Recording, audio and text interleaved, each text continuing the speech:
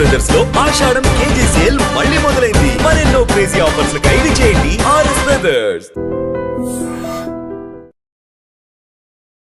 నమస్తే, welcome back to IT media. నేను మీ ఝాన్సీ. ప్రస్తుతం మనతో గ్యాస్ట్రో సర్జన్ డాక్టర్ శ్రీమన్నారాయణ గారు ఉన్నారు ఫ్రమ్ మెడికవర్ హాస్పిటల్ నుంచి.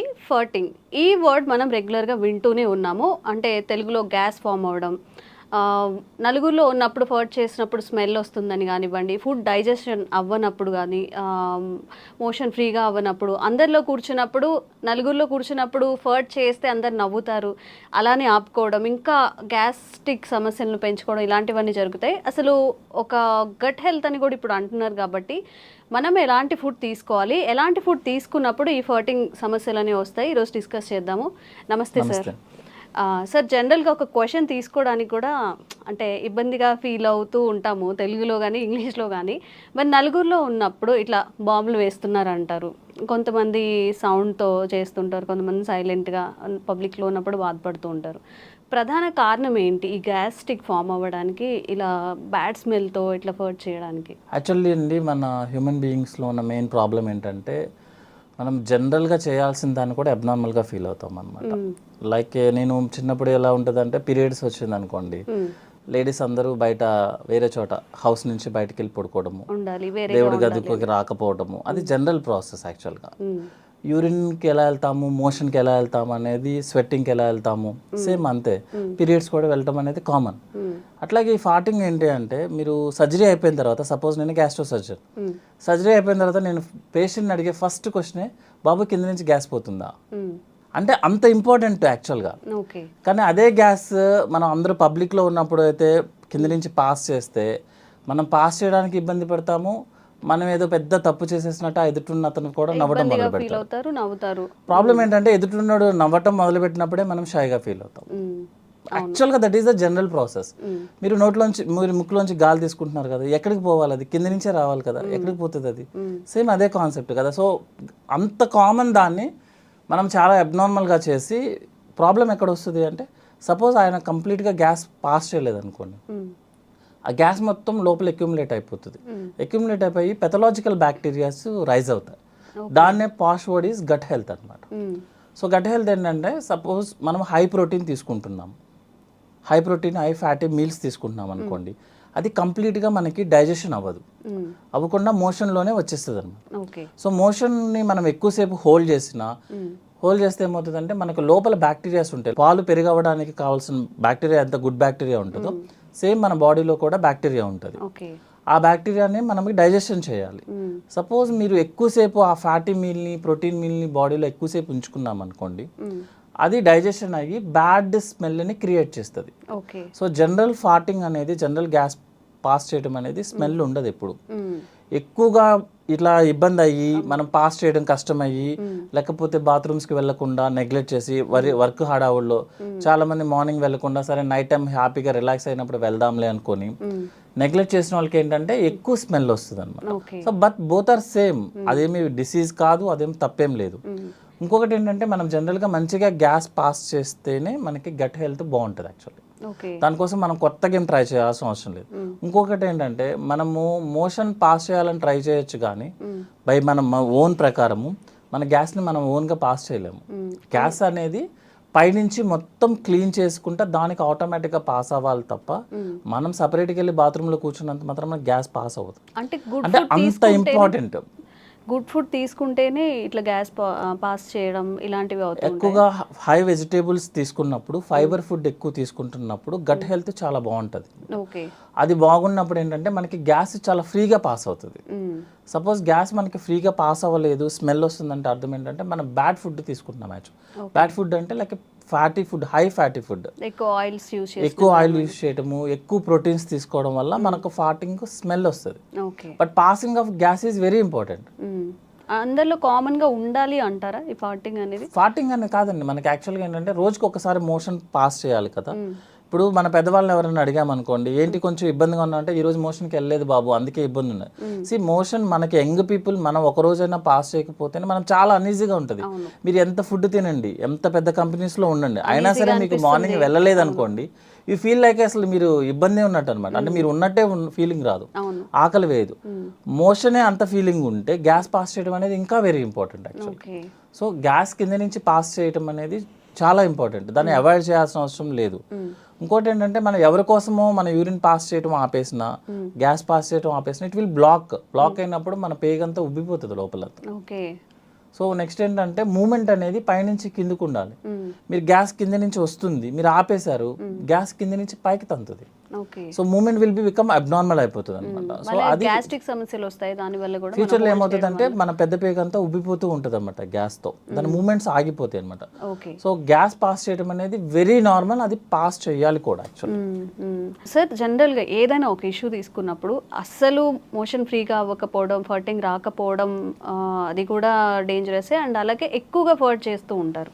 ఇప్పుడు మీరు అన్నట్టు సరే షై లేకుండా పెద్దవాళ్ళు ఉంటారు, ఒక 50+ లేకపోతే 45+ ఉన్నప్పుడు ఎక్కువగా ఫర్ట్ చేస్తున్నా లేకపోతే ఎక్కువగా మోషన్కి వెళ్తున్నా, ఇది కూడా ఏదైనా సిండ్రోమ్ కిందకి మారే అవకాశం ఉంటుంది? జనరల్గా ఎక్కువగా ఫర్టింగ్ చేస్తున్నారు అంటే అర్థం ఏంటంటే వాళ్ళ ఫుడ్ తీసుకునేది అన్డైజెస్టెడ్ ఫుడ్ మెటీరియల్ ఎక్కువ తీసుకున్నట్టు లెక్క. ఓకే. లైక్ కార్బోహైడ్రేట్ డ్రింక్స్ తీసుకోవడం కానీ, లేకపోతే మన protein high protein non vegetarian ఎక్కువ తీసుకోవడం కానీ, ఆయిలీ ఫుడ్ ఎక్కువ తీసుకోవడం కానీ, వెజిటేబుల్స్ తగ్గించుకోవడం కానీ జరిగితే ఏమవుతుందంటే మనకి లోపల మోషన్ బ్లాక్ అయి ఉంటుంది అనమాట. మనం ఈరోజు తిన్నాం అనుకోండి ఒక ఫుడ్ ఐటమ్ ఏదన్నా, అది 3-4 డేస్ వరకు మోషన్లో పాస్ అవుతూనే ఉంటుంది. ఓకే. మన మోషన్ మూమెంట్ ఎట్లా అంటే అండి 1 మీటర్ ముందుకు వెళ్తుంది, 1/2 మీటర్ వెనక్కి వస్తుంది యాక్చువల్గా లోపల బాడీ లోపల. సో ఈజీగా చెప్పడానికి చెప్తున్నాను అనమాట. 1 మీటర్ ముందుకు తోస్తే మోషన్ 1/2 మీటర్ వెనక్కి వెళ్తుంది. అంటే మోషన్ అనేది లోపల సర్క్యులేట్ అవుతూనే ఉంటుంది. సో మంచి ఫుడ్ తీసుకోకపోతే, లైక్ బ్యాలెన్స్డ్ డైట్ అంటాం, అంటే హై ఫైబర్స్ తీసుకోకపోతే, వాటర్ తాగకపోతే, ప్రోటీన్ ఎక్కువ తీసుకున్నా, ఆయిల్ ఎక్కువ తీసుకున్నా మోషన్ మూమెంట్ ఉండదు. ఆ మోషన్ మూమెంట్ ఉండకపోవడం వల్ల లోపల ఉన్న బ్యాక్టీరియా మోషన్ని మెటబలైజ్ చేస్తుంది, చేసి గ్యాస్ని రిలీజ్ చేస్తుంది, ఎక్కువ రిలీజ్ చేస్తుంది. దానివల్ల ఎక్కువ ఫార్టింగ్ చేస్తున్నాడు తను. అంతేగాని అది హెల్దీ అంటారా? అది అన్హెల్దీయేనా? అది అన్హెల్దీ అండి. ఎక్కువ ఫార్టింగ్ చేయడం అనేది అన్హెల్దీ. ఓకే. రెగ్యులర్గా ఫార్టింగ్ చేయడం అనేది నార్మల్, హెల్దీ, వెరీ హెల్దీ. ఎందుకు ఎక్కువ సార్లు ఎందుకు పాస్ చేస్తున్నాడు అంటే this is the reason, motion లోపల బ్లాక్ ఎక్కువ అయిపోతుంది దానికి. తను చెప్తాడు లేదు నేను రోజు మోషన్కి వెళ్తానని చెప్తాడు యాక్చువల్గా. అంటే మోషన్ ఎంత వెళ్తున్నారు అనేది ఎవరు చెప్పలేరు యాక్చువల్గా, ఎవరు చూసుకోవాలి. మొత్తం క్లీన్ అవ్వట్లేదు యాక్చువల్గా. అంటే ఉండాల్సిన మోషన్ అంతా క్లీన్ అవ్వట్లేదు లోపలికి, అందువల్ల గ్యాస్ ఎక్కువ పాస్ చేస్తున్నాడు, స్మెల్ కూడా వస్తుంది అనమాట. అండ్ ఒక్కొక్కరిలో అసలు ఫర్టింగ్ ఏ ఉండదు అండ్ రెగ్యులర్గా మోషన్కి వెళ్తూ ఉంటామని చెప్తున్నారు. మీరేమో డైలీ ఫర్ట్ చేస్తేనే, అంటే రెగ్యులర్గా ఫర్ట్ చేసేది హెల్దీ అని చెప్తున్నారు. మరి ఇట్లా అస్సలు ఫర్టింగ్ రాకుండా అలా కూడా? యాక్చువల్గా మేడం ఫర్టింగ్ చేయటం అనేది మన చేతుల్లో ఉండదు. ఫుడ్ అంటారా? కాదు. అంటే ఇక్కడ ఏంటంటే కింద నుంచి గ్యాస్ పోవడం అనేది మన చేతుల్లో ఉండదు. పైనుంచి ఇంటెస్టైన్ గ్యాస్ని మూమెంట్ కిందకి తీసుకొస్తేనే మనకి గ్యాస్ వస్తుంది. మీకు 40-50% పేషెంట్స్ వాళ్ళకి గ్యాస్ పాస్ చేయడం అంటే కూడా తెలియదు వాళ్ళకి. యాక్చువల్లీ వెళ్తూ ఉంటుంది, వాళ్ళకి తెలియదు. అదొకటి అంటే మోషన్ అందరూ కాన్సన్ట్రేట్ చేసేది ఏంటి, మోషన్ పాస్ చేసామా లేదా అని చూస్తారు యాక్చువల్గా. సో మనం పేషెంట్స్ వాళ్ళని క్లియర్గా అడిగామనుకోండి, ఏమన్నా మీరు కింద నుంచి గ్యాస్ పాస్ చేస్తున్నారు అనుకుని షై ఫీలింగ్తో కూడా లేదండి మాకు అలాంటివి తెలియదండి అని అంటారు. యాక్చువల్గా గ్యాస్ పాస్ అవుతూనే ఉంటుంది, అది మనం నోటీస్ చేయమంతే. ఎప్పుడు నోటీస్ చేస్తామంటే స్మెల్ వచ్చినప్పుడు, సౌండ్ వచ్చినప్పుడు యాక్చువల్గా మనం నోటీస్ చేసేది. స్మెల్ ఎక్కువ వచ్చినా, సౌండ్ ఎక్కువ వచ్చినా, ఇంకొకటి చెప్పమంటారా, మోషన్ స్మెల్ ఎక్కువ వచ్చినా కూడా ప్రాబ్లం యాక్చువల్గా. జనరల్గా చూసుకుంటే 70-80% వాళ్ళకి మోషన్ అంత స్మెల్ రాదు, కొంతమందికి మరీ చాలా ఎక్కువ స్మెల్ వస్తుంది. అర్థం ఏంటంటే లోపల మోషన్ స్టక్ అవుతుంది, అంటే రెగ్యులర్గా పాస్ అవ్వాల్సిన మోషన్ పాస్ అవ్వట్లేదు అని అర్థం. 2-3 days అలా ఉండిపోవడం వల్ల ఎక్కువ స్మెల్ వస్తుంది అనమాట. సో గ్యాస్ పాస్ చేయడం అనేది హెల్దీ, కానీ ఎక్కువ ఫార్ట్ చేయడం అనేది, ఎక్కువ స్మెల్ రావడం అనేది అన్హెల్దీ. అంటే మోషన్ బ్లాక్ అవుతుంది, అంతకుమించి వేరే ప్రాబ్లం ఏం కాదు. ఓకే. అండ్ యావరేజ్గా పర్ డేకి ఎన్నిసార్లు మోషన్కి వెళ్తే మంచిది? కొంతమంది పదే తిన్న వెంటనే ఇమీడియట్గా టిఫిన్ చేసినా, అసలు ఏమైనా తిన్నా కానీ వెంటనే మోషన్కి వెళ్ళిపోతూ ఉంటారు. ఇది కరెక్టే అంటారు? ఇది మంచిదేనా? అసలు పర్ డేకి ఎన్నిసార్లు మోషన్ అయితే మంచిది అంటారు? జనరల్గా అండి మా దాంట్లో ఫార్ములా టైప్లో ఉంటాయి అనమాట. యాక్చువల్ డెఫినేషన్ ఆఫ్ కాన్స్టిపేషన్ అన్న వర్డ్ యూజ్ చేస్తే రోజుకి ఒకసారి లేకపోతే మినిమం 2 daysకి ఒకసారి, దట్ ఈస్ నార్మల్. ఓకే. అంటే వారంలో 3 times మోషన్ పాస్ చేయడం అనేది నార్మల్.